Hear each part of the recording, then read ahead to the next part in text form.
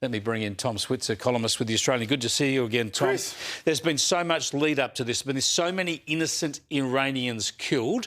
We hope and we think that has slowed down because of the American threats and their military presence in the region. After hearing these latest warnings from Donald Trump, do we expect military action? It depends on whom he places more emphasis on. Will it be the Israeli Prime Minister Benjamin Netanyahu, who will meet him in the White House on Wednesday in America in a few hours' time, or will he follow the advice of the more cautious leaders of Saudi Arabia, United Arab Emirates, the Turks? They don't like Iran. They're Sunni Gulf states. They don't like Iran, but they are very worried that Iran has the capacity to hit back hard, including their oil fields, and that would mean the regional economy could blow out. They've lived in fear of Iran for decades and have often urged action against Iran. You think at this moment they're balking at extended military action? Bear in mind, Chris, that Iran has an estimated 2,000 mid-range ballistic missiles.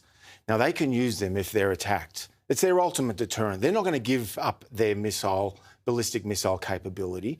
They're not going to give up their enrichment to uranium either. Well, let me jump in there, because we were told that both the Israeli military action and the American action last year seriously degraded both the missile capability and the nuclear program. This is the 12-day war.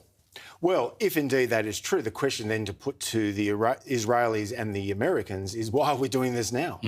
The reality is that Trump wants to get a deal, but at the same time, the Iranians do have some degree of leverage. As I said, they've got 2,000 ballistic missiles, mid-range missiles, and they could strike against US allies in the region. Well, there's those strategic issues. There's the issue of terrorism and preventing or stopping Iran from funding terrorism around the region. But then there's the humanitarian issue where so many people have been killed, so many people are living under the yoke of this theocracy, and people around the world say, why shouldn't the Western world, i.e. the US, help change the regime?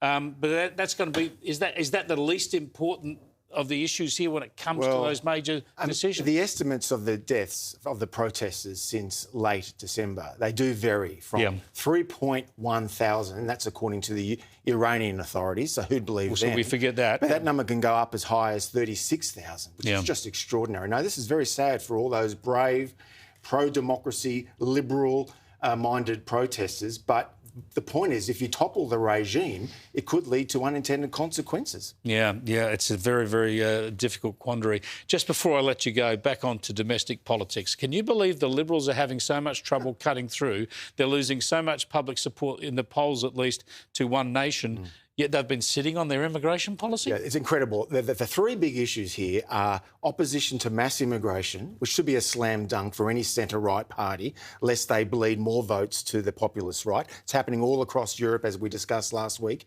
Opposition to net zero, and mean it, and also present ways of helping ease the cost of living pressures.